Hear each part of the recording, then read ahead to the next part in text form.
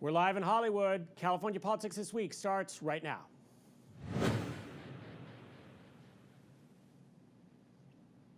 Okay, panel, welcome. So we just had a June primary election. Kirk Kartosian, former mayor of Downey, welcome. Thank you. What races are you keeping your eye on for November? And give us a little feedback on what you took from the June election. Well, I think everyone's watching the state race, although I think it's going to be pretty clear who our governor will likely be in the state. But Now, by that, do you mean Gavin Newsom? likely, Okay. absolutely. But and not my candidate, nor is Cox, because I'm the independent here on the panel. But I think it'll be fun to watch. I think how the gas tax that we talk about later in the show, how that will come to play. Watching that, some races in Southeast LA County. That's, of course, where you were mayor again. Served in Downey for For some time, 8 yeah. years. Yeah, okay, Jen Lee Brown, welcome. Hello. Our conservative strategist today. Kirk mentioned John Cox as a tough road for California governor. But do you think will it energize a conservative base to possibly vote in some of these other elections? Firstly, thank you for having me, Josh. And that's a great question. I do. I think the fact that John Cox got to the ballot, made it through one of the toughest jungle primaries, and beat Villaraigosa is going to be tremendously important, especially for the House races. I think it has the capacity to turn out Republicans and bolster support to get some of those Republicans through in those key seats for the midterms. Okay, Lynn Dymally, former Compton School Board member, former Water Replenishment District, it's a mouthful, member, but you've got extensive experience in California politics. Your father was lieutenant governor in the 1970s. You've seen this movie before. So give us a couple takeaways for you from the June election. I think the interesting race will be the state superintendent race. Interesting. Charter schools tend to be the issue with this race, although both candidates are asking that charter schools not be the issue and that they be determined on other criteria. I think it's going to be a mudslinging race, and it'll be very interesting to watch. It's all about who can raise the most money and campaign ads, and hopefully it won't get too vicious, but I anticipate it being pretty brutal. Would you say raising the money is the single biggest thing that's changed over your course of your career in California politics? Yes, particularly for the Democrats. It's very difficult to raise money and to compete with the conservatives. Sure. So and everybody trying to raise money from the same amount of folks. And correct. Yes. Yeah. John Mirisch, Vice Mayor of Beverly Hills, former Mayor of Beverly Hills. What races are you watching? Well, I'm looking mainly, I think, at the national. It'll be very interesting to see what happens normally in a midterm would be, I'd expect that the Democrats will take the House. Okay. I think Republicans may hold on to the Senate, maybe even gaining a seat or two. I think. And let me stop you right there. Of course, there's 5 or 6 targeted seats that are currently Republican that Democrats are trying to snap back, hopefully based, in their view, on the turnout and other issues. Do you think that will contribute to that? In California. Right, correct. Right. I think those are going to be among the most interesting races. I think otherwise, Lynn mentioned a race. I agree. I think the superintendent's race, because of the charter schools, because of the potency of the teachers' unions and the amount of money they're going to spend, is going to be an issue. I think the gas tax repeal will be interesting because you've got Governor Brown with a war chest of $14.5 million who is going to do everything he can to protect, quote unquote, his legacy. Hold on, and he's going to spend it too because he's got nothing to lose at this point. Right. Well, that's my whole point. Right. It's all about the money, unfortunately. Other than that, I think in California itself, mostly it's a snooze. We've become, unfortunately, kind of a one-party state. And it really is sort of about the Democrats among themselves deciding who's going to get what office. As a Southern Californian, I'm dismayed to see that the so-called San Francisco Mafia seems to have a lock on our political system now.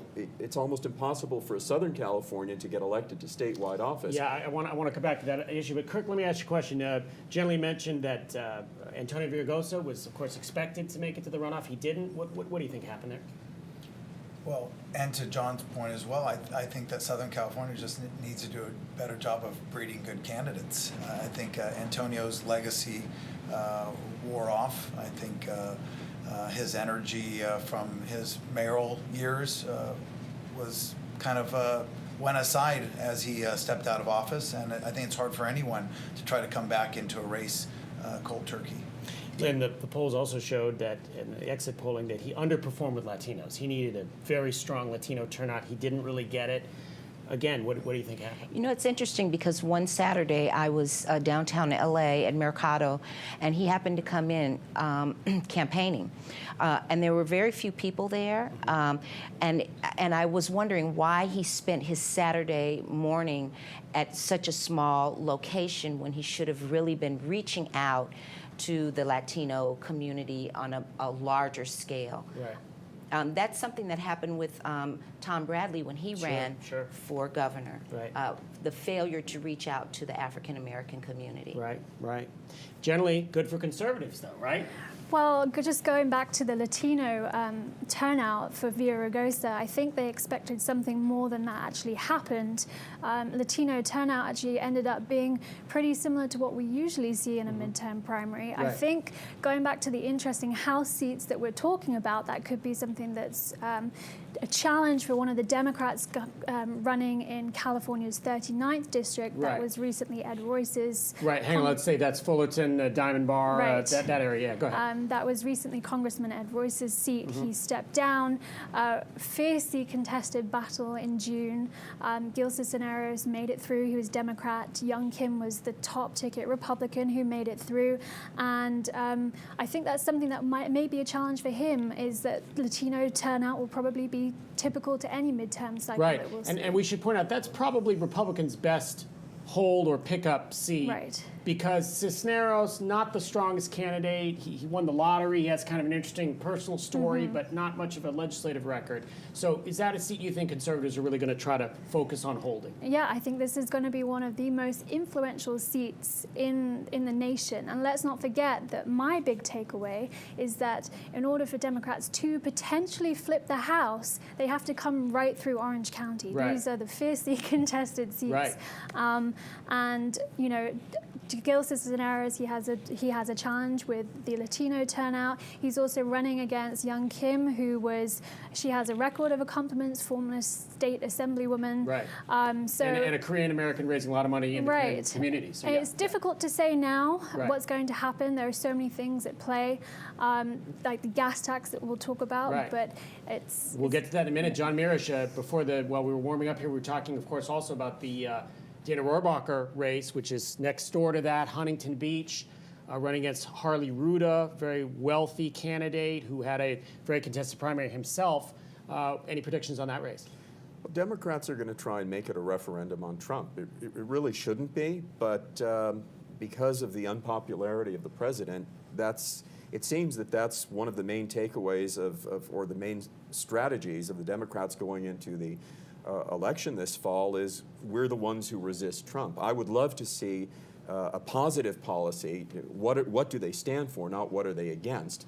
But it seems that they feel that the best way for them to win is just by, quote unquote, resisting Trump. Kirk, is the Republican brand going to sink most candidates this term, you think? You're fiercely independent, but in California, overwhelmingly Democratic state. So you think they're going to sink them? I don't think so. I think we're seeing more of an inertia pushing out to the edges on both sides. I think that's allowing for a healthy and growing independent, nonpartisan group of voters. You're seeing that in polling nationally and in California as well. But I agree with John. I think you have to have a position and a platform of what you are for, more so than just that you don't like someone who's serving in national office. As the old expression goes, if you don't stand for something, you'll fall for anything. We've all heard that before. Generally, when you're advising conservative candidates in California, Yeah. and they're aware that the brand with a lot of people is pretty toxic, how do you handle that? Well, I think it depends on the district that you're looking at. California's 39th district, you may be surprised to know, internally polled, Trump's polling was actually, he was quite favorable in That's the interesting. district. Okay. Yes, it is amazing. Yeah. So I think it's one of those difficult things to balance, but you have to take the district and, take information that can help feed that decision. As Tip O'Neill used to say, all politics are local. It certainly applies to California politics. Okay, issue number 2, there's a California gas tax repeal on the ballot in November. Now, of course, conservatives are banking a lot on this. Kirk Kartosian, what are we going to see? Well, it's definitely going to help the Republicans with turnout, and I think they need that, and, most importantly. Also, I think regardless of how it turns out, whether the Democrats are able to build the infrastructure in California that is much needed, and if they have the monies, and if they don't, who does the populace blame or give credit to for our aging infrastructure? I think that's going to be what is going to probably separate voters in California in the next 10 years more than anything else. Yeah, Lynn, same question. I think Jerry Brown is going to protect his legacy. He's going to come out swinging. He's tough. He has nothing to lose. That's one of the things we love about him is, Sure. He's an old guy, old politics, and he's going to come out swinging. He's going to spend all the money that he can, and hopefully he'll be able to protect his legacy. One question we got to ask you, Lynn, since your dad served with Jerry Brown as lieutenant governor the first time around, what do you think your dad would have made of the new Jerry Brown? Jerry Brown in his first 2 terms was seen as an ultra-liberal. Today he's seen as a moderate to almost conservative Democrat. So what would your dad have said about that? Well, he thought that Jerry Brown, before he passed away, Jerry had been in office the first term of his second. Right, second go around, right. yeah, right. And he thought that Jerry matured, as we hope all of us will do. So he was very impressed. My dad also had a relationship with Jerry's father. Sure. So I think he recognized that Jerry was maturing and evolving into a real statesman. Certainly he's totally different from what I remember when he was Governor Moonbeam.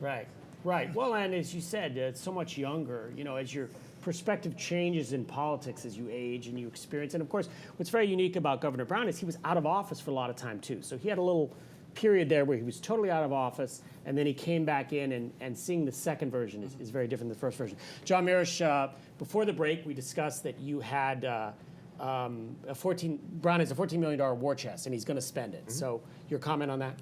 Well, we've seen that. I think the studies show that 90% of the cases when it comes to ballot initiatives, the side that spends the most money wins.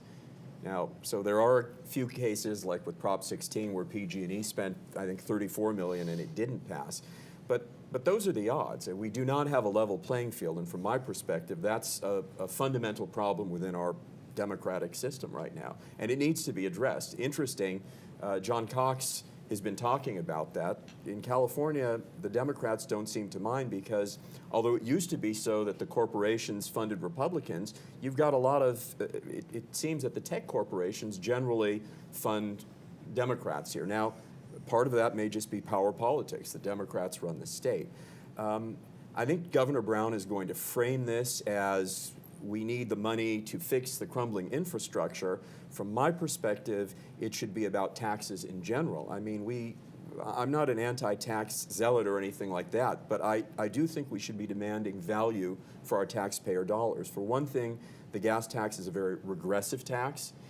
For the other thing, there are other ways of using money that the state already has. I mean, we hear the sort of cliche about waste, fraud, and abuse. And it's not just a cliche. It does exist within government. We're facing a pension crisis right now that is going to maybe bankrupt cities or certainly cause financial distress. And if we address that, there might be plenty of money around to do what government should be doing, including fixing crumbling infrastructure. Right. Generally, so are conservatives banking the farm on this gas tax? I mean, do you really think it's going to be a game changer in terms of turnout? Well, I do think that it will boost turnout for Republicans. Absolutely, it's an easy fiscal issue to campaign on. Right. Looking at, for me, what was interesting was one of the biggest Democratic losses that we saw in the primaries was the Newman recall. Right. Now, what would just stop you? This was a state senator in Orange County who was recalled. Right. It was fairly popular up to that point, but when it came in front of the voters, that was it, they recalled him. Right, and he lost by a large margin. He Right. was recalled. So I think that shows the effectiveness of the gas tax as an issue going into November. And going back to the House races that I've been just talking about, I think it could actually have an effect. It could help those House races, could help conservatives win those House races and prevent, a possible flip in November. Right, interesting. Okay, we're going to take a quick break here. When we come back, we'll come in with issue number 3.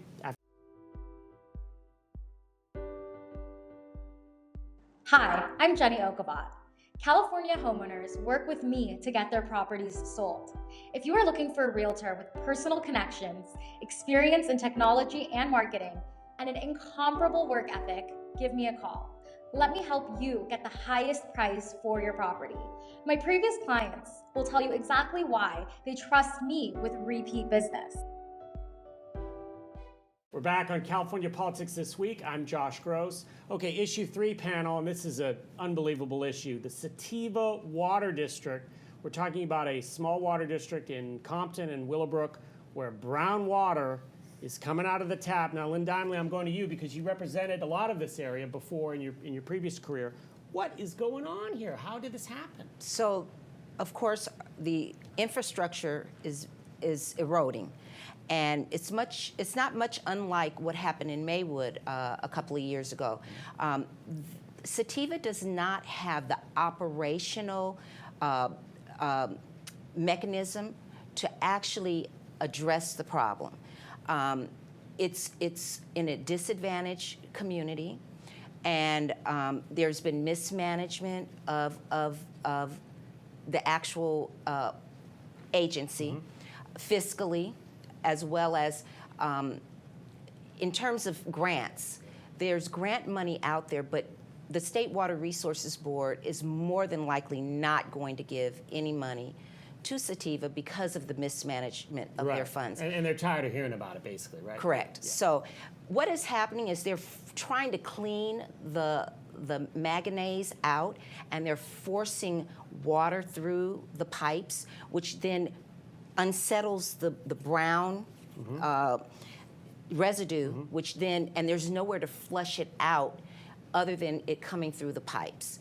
So the infrastructure needs to be improved. There needs to be an engineering firm that has the expertise that can come in and actually design the system, upgrading the system so that they can deliver safe and clean water. John Mears, you sit on the LAFCO board that just this week started the dissolution process for Sativa. Why did you vote in favor of disbanding Sativa? Well, the current status quo is not sustainable. I mean, we had listened to, there were dozens of people who came and, brought samples of their water. I mean, I believe that drinking water, clear drinking water is a human right. I mean, this is America, and so this has just been going on too long. I don't think that the current board or the current structure of Sativa is able to deal with it.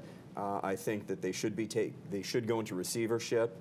The county should take over. We need to look at longer-term solutions, but it's not sustainable. They need help right now. I mean, I know you had the new interim manager of Sativa. Well, he spoke in front of your board, Right, but your board wasn't persuaded. Well, by it. it's interesting because this is the same guy who'd left Sativa, but then he came back, and the other manager evidently was dismissed because supposedly, allegedly, she paid people to speak in favor of Sativa. It's all of this kind of banana republic stuff. And at the end of the day, we need to make sure that the residents who came before us, including kids, have potable water. Right, and by the way, some very powerful speakers at that meeting that you were at, the LAFCO meeting. I mean, unbelievable to hear people going through this and having to come to your board for some sort of remedy.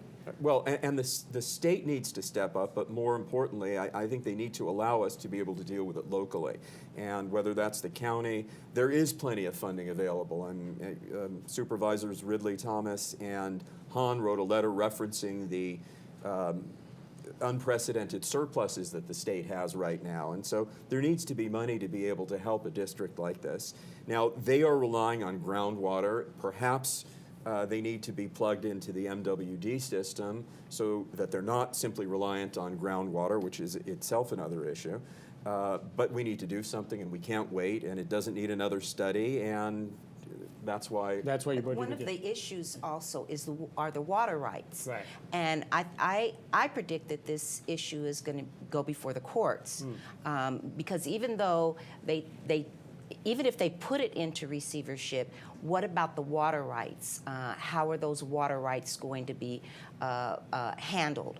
So it's a really complex problem that we need an immediate fix to it. But it's going to require years and years and years of litigation. So there were I think four investor-owned utilities that have said they're willing to come and step up, and that may ultimately prove to be the only solution. But when it comes to something which is actually a monopoly, if you think of it that way, I have a problem, and I think so do other board members as well, with transferring something that currently is public ownership. I mean, it's an elected board. It's not a very functional one. And transferring that to the private sector. So I'm hoping we'll be able to come up with a solution that allows the residents there to continue to be, if you will, stakeholders and shareholders in their own utility, but one that actually works for them. Right, Kirk, we just have 1 minute, but Danny, of course, is in a different water district, but you've dealt with these sorts of issues before. What do you tell constituents when Sativa was telling them, look, it's brown water, but you can drink it?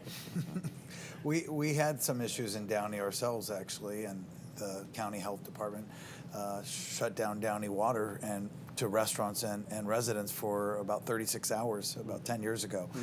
You could ask Mario Guerra about that.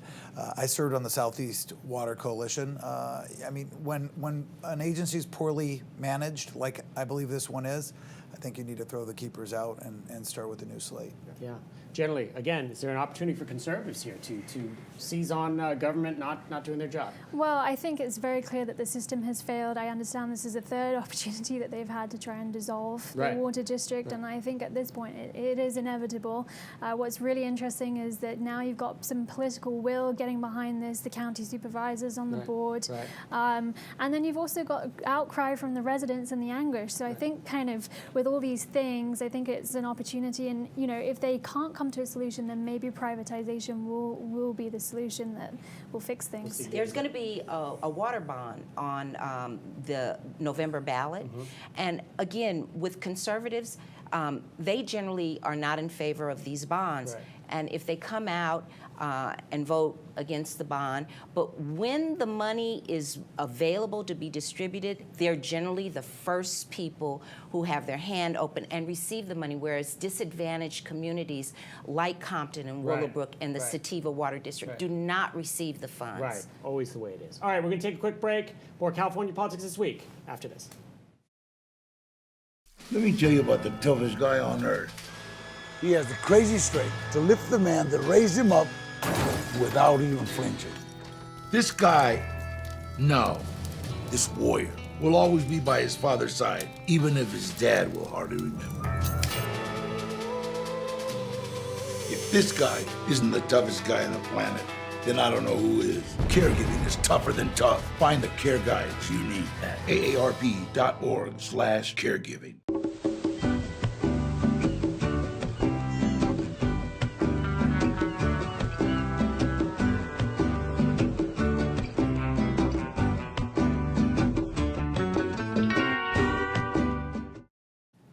We're back on California politics this week. Okay, predictions, Kirk. A lot of fragmentation in the parties, socialism further and further furthering the Democratic Party, and I think you're going to see a growing independent middle. And I'm hoping to see some more of those candidates. Are you going to be one of those play. candidates, Kirk? Not anytime soon. Generally. I think we can all agree that Newsom has the best of chances to become the next governor. It's early to call on the House races just because the Democratic and Republican arms are spending so much money, so I won't make a prediction until a few months go by on that. But going to our gas tax conversation, I think that has a really good chance of being repealed. So it will pass and the gas tax will be repealed. Right, yes, I do think so. Lynn. I also agree gas tax will probably be repealed, and the water bond, if the gas tax goes down, so does the water bond. In Compton, Nanette dodged a bullet with that race, right? Yes. Yeah. Yes. That could have been a tough one. Yes. John Mirisch. I predict the voters of California will not vote to break up the state into 3 independent states. Now, it's not as crazy an idea as it may seem at first blush. It actually, there's something behind it, but it just sounds so wacky that it's going to be very difficult to convince people why we should do it. In addition to which, there are on both sides, Democratic and Republican, reasons not to like it, although there may be reasons to like it.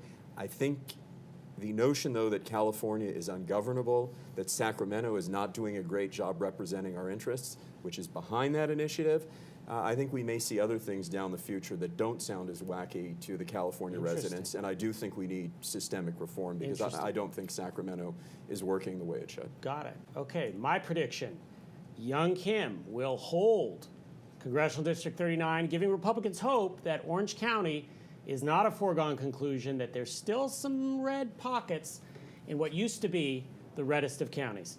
Check us out online at cptw.tv. We'll see you next time on California Politics This Week.